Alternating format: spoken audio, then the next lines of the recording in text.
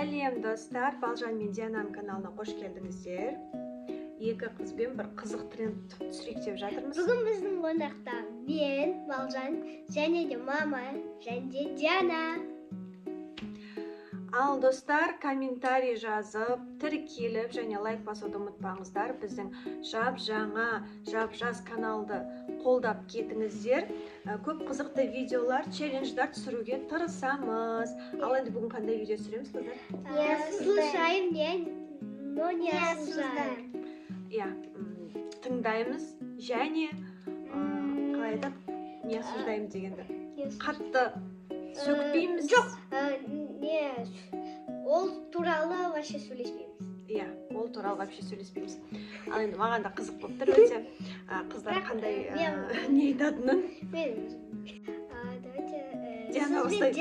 Давай Диана бастайды, сосын бүйтіп кетеміз. Мен микроволновкада кітабымды ұмытып ол пожариться еткенде, значит, мен ойлап отырмын, қалай сабаққа барам деп. Не осуждаем. Ал, түсініп ал деп па? Артқы фонда қыздардың інілері, ол әлі кішкентай, сол себепті оған мән бермейміз.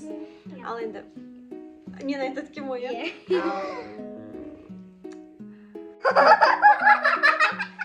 Ал кейде сендерге айтпай зиянды нәрселерді папам екеуміз жеп, сендерге болмайды деп айтамыз.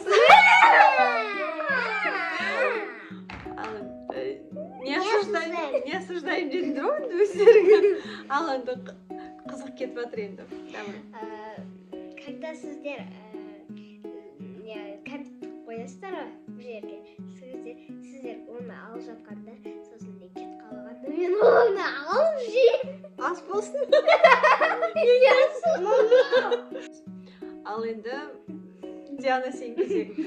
Диана, мынандай ғой, өзің істеген, бірақ ешкім білмейтін нәрсені айтасың, және ол туралы мен ұрыспаймын мысалы. Бірақ ол туралы сөйлеспейміз. Балжан сабақта болғанда мен оның наушнигін аламын да, Балжанның любимый музыкасын естимін. Да. Не осуждаем. Сендерге кейде қатты ұрсып қойған кезде өзімді жаман сезінемін, кінәлі. Не осуждаем ба? Бұл қалай болады бұл? Ондай жоқ. Ондай болмай ма? Болды, келесіне түсіреш, мен ойланмайын керек. Когда Диана, сіз жұмыста болғанда мен Дианаға көп ұрсамын. Бұл шын істейді ғой? Ұрыспайсың, ұрсасың қамқор болудың орнына. Әпкемессің ба? Жақын отыр кішкене қызым. Мейлі, не осуждаем болма, не осуждаем. Я не осуждаю, вообще. Диана, сен кезек. Мама, осы видеодан кейін қырылыс болады. Балжан сабақтан келгенде мен оның спортивкасын тығып қоямын да, сосын оны су төгем.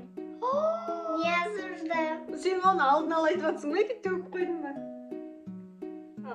Мен сабақтан келгенде.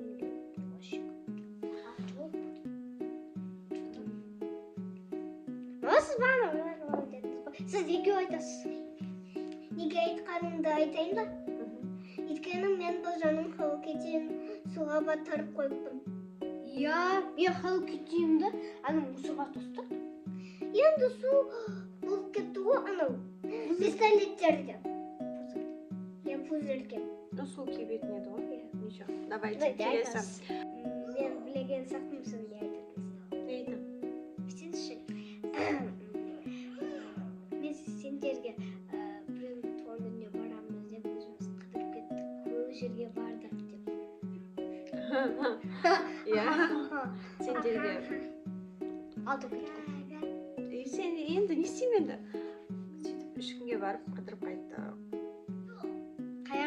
Қайерге барғанымызда балалар көріп қойды, сторис салғам, статус қойғам. Қуанышын ауызы бет қалды ғой.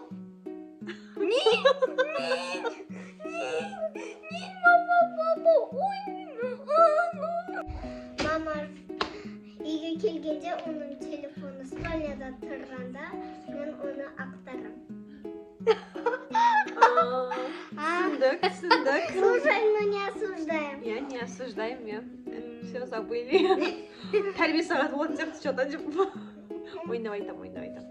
Не осуждаем болды ма? Не осуждаем. Слушаем, но не осуждаем. Да. Балжан айт сен сосын мен айтам. Мен ойланып алайын айтамын да. Слушаем, но не осуждаем. А менде вообще ештеңе жоқ. Мен ештеңе жасырмайды екен Балжан. Только оны жаңа барып келгеніміз болмаса. Но бірақ енді балалар қыс болды. Камераға қарай қойыңызшы. Қыс болды, күн суық болды. Сендерді алып барып беріп жүрген кезде ауырып қалулары мүмкін. Сосын сабақ, каникул жоқ. Что там?